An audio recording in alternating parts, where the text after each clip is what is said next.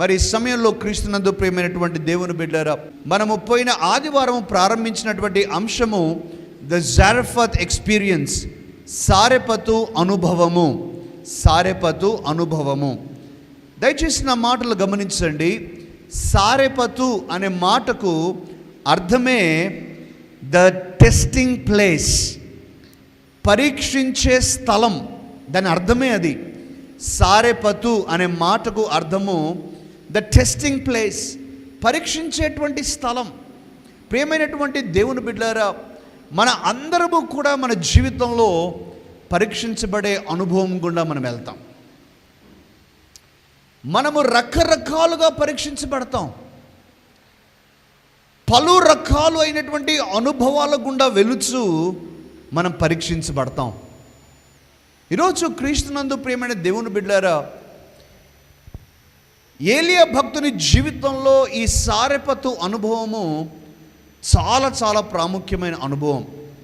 ఈ అనుభవము అయిపోయిన తరువాతనే ఏలియా జీవితంలో ఒక రిమార్కబుల్ ఎక్స్పీరియన్స్గా నిలబడినటువంటి కర్మేలు పర్వత అనుభవము నిలిచి ఉంది. అంటే ఈ పరీక్షలన్నిటి గుండా మనం వెళ్ళాలి.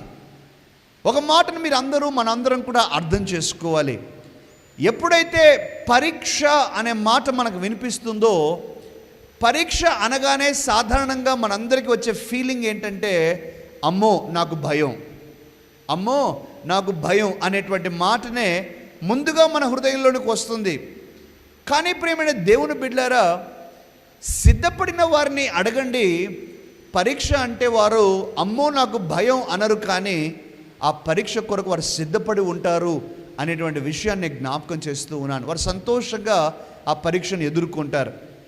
పరీక్ష అనగానే ప్రియమైన దేవుని బిడ్డలారా, భయం సంగతి పక్కన పెడితే పరీక్ష తరువాత ప్రమోషన్ ఉంటుంది. ఎప్పుడు కూడా పరీక్ష తర్వాత ఏముంటుందండి?